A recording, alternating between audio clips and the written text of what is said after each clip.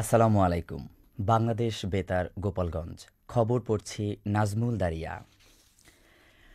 অন্তর্বর্তীকালীন সরকারের ভূমি এবং বেসামরিক বিমান পরিবহন ও পর্যটন উপদেষ্টা এএফ হাসান আরিফের মৃত্যুতে একদিনের রাষ্ট্রীয় শোক আজ পালন করা হচ্ছে। গতকাল মন্ত্রিপরিষদ সচিব ড শেখ আব্দুর রশিদ স্বাক্ষরিত এক প্রজ্ঞাপনে এ সিদ্ধান্তের কথা জানানো হয়। রাষ্ট্রীয় শোক পালন উপলক্ষে দেশের সরকারি, আধা সরকারি, স্বায়ত্তশাসিত প্রতিষ্ঠান এবং শিক্ষা প্রতিষ্ঠানসহ সকল সরকারি ও বেসরকারি ভবন এবং বিদেশস্থ বাংলাদেশ মিশনসমূহে জাতীয় পতাকা অর্ধনমিত রাখা হয়েছে। এছাড়া মরহুমের রুহের মাগফিরাত কামনা করে দেশের সকল মসজিদে বিশেষ দোয়া অনুষ্ঠিত হবে। অন্যান্য ধর্মীয় প্রতিষ্ঠানে তার আত্মার শান্তির জন্য বিশেষ প্রার্থনার আয়োজন করা হয়েছে। উল্লেখ্য, ভূমি মন্ত্রণালয় এবং বেসামরিক বিমান পরিবহন ও পর্যটন মন্ত্রণালয়ের উপদেষ্টা এএফ হাসান আরিফ গত ২০ ডিসেম্বর হৃদরোগে আক্রান্ত হয়ে রাজধানীর ল্যাব-8 হাসপাতালে চিকিৎসাধীন অবস্থায় মৃত্যুবরণ করেন। শিক্ষক নিয়োগে অনিয়ম পাবলিক বিশ্ববিদ্যালয়গুলোকে দীর্ঘমেয়াদী পঙ্গু করে ফেলেছে বলে মন্তব্য করেছেন শিক্ষা উপদেষ্টা ড ওয়াহিদ উদ্দিন মাহমুদ। গতকাল রাজধানীর প্যান প্যাসিফিক সোনারগাঁও হোটেলে প্রথম বাংলাদেশ উচ্চশিক্ষা সম্মেলনে প্রধান অতিথির বক্তব্যে তিনি একথা বলেন। শিক্ষা উপদেষ্টা বলেন, বিশ্ববিদ্যালয়গুলোতে শিক্ষকদের লেজুরভিত্তিক দলীয় রাজনীতির নামে ক্ষমতার প্রদর্শন সহ নানা সমস্যা আছে, কিন্তু সবচেয়ে গুরুতর সমস্যা হল গত ১.৫ দশকে শিক্ষক নিয়োগে অনিয়ম। তিনি বলেন, এখন উচ্চ মাধ্যমিকের পর শিক্ষার্থীরা দেশের বাইরে চলে যায়, এটি বন্ধ করতে হবে, আর সেজন্য দেশের উচ্চশিক্ষার মান উন্নত করতে হবে। শিক্ষা উপদেষ্টা বলেন, পূর্ববর্তী সময়ে দেশের শিক্ষাঙ্গনে নানা সংকট সৃষ্টি হয়েছে, আমরা সেগুলো বন্ধ করতে কাজ করছি, সেজন্য উপাচার্য সহ অন্যান্য নিয়োগের ক্ষেত্রে যোগ্য ব্যক্তিদের নিয়ে আসছি। ওয়াহিদ উদ্দিন মাহমুদ বলেন, আমরা দেশের বাইরে থাকা ভালো শিক্ষক এবং গবেষকদের ফিরে আনতে কাজ করছি। এটা বেসরকারি বিশ্ববিদ্যালয়গুলোর জন্য একটি বড় সুযোগ হবে। বিশ্ববিদ্যালয়গুলোর শীর্ষ কর্তা ব্যক্তিদের শিক্ষা গবেষণায় ভালো কাজ করতে হবে বলেও উল্লেখ করেন শিক্ষা উপদেষ্টা ড ওয়াহিদ উদ্দিন মাহমুদ। শিক্ষার মান উন্নয়ন সম্পর্কিত এক মতবিনিময় সভা গতকাল নড়াইল জেলা প্রশাসকের সম্মেলন কক্ষে অনুষ্ঠিত হয়।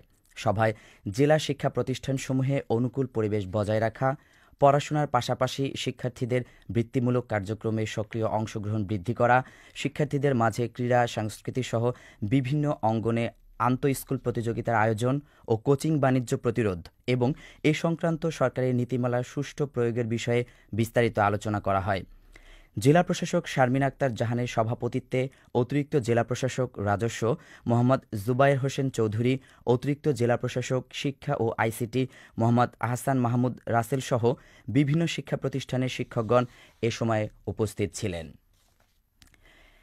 জেলা কৃষি ঋণ বিতরণ কমিটির এক সভা গতকাল নড়াইল জেলা প্রশাসকের সম্মেলন কক্ষে অনুষ্ঠিত হয়েছে। সভায় নির্দিষ্ট সময়ের মধ্যে বকেয়া ঋণ আদায় ও সহজ শর্তে কৃষকদের মাঝে ঋণ বিতরণের বিষয়ে সংশ্লিষ্টদের সজাগ থেকে কাজ করার আহ্বান জানানো হয়। জেলা প্রশাসক শারমিন আক্তার জাহানের সভাপতিত্বে অতিরিক্ত জেলা প্রশাসক সার্বিক লিংকন বিশ্বাস, বিভিন্ন ব্যাংকের প্রতিনিধিসহ সংশ্লিষ্ট কমিটি ও বিভাগের কর্মকর্তাগণ এ সময় উপস্থিত ছিলেন।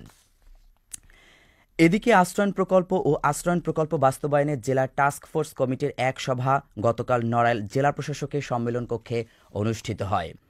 সভায় আশ্রয়ণ প্রকল্পের সঠিক তদারকি সহ আশ্রয়ণ প্রকল্পে বসবাসকারীদের আয়বর্ধক কাজে ঋণ সহায়তা প্রদান, মা ও শিশু স্বাস্থ্য ব্যবস্থার সঠিক তদারকি এবং তারা যেন আয়বর্ধক কাজে আত্মনিয়োগ করতে পারে সেজন্য সংশ্লিষ্টদের প্রয়োজনীয় ব্যবস্থা গ্রহণের অনুরোধ জানানো হয়।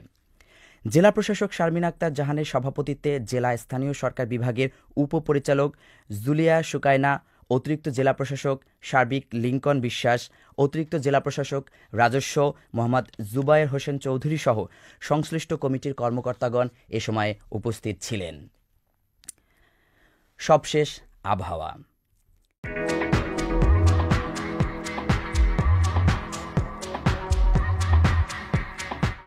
আজ সন্ধ্যা ৬টা পর্যন্ত আবহাওয়ার পূর্বাভাসে বলা হয়েছে, দেশের অভ্যন্তরীণ নদীবন্দরসমূহের জন্য কোনো সতর্ক বার্তা নেই এবং কোনো সংকেতও দেখাতে হবে না।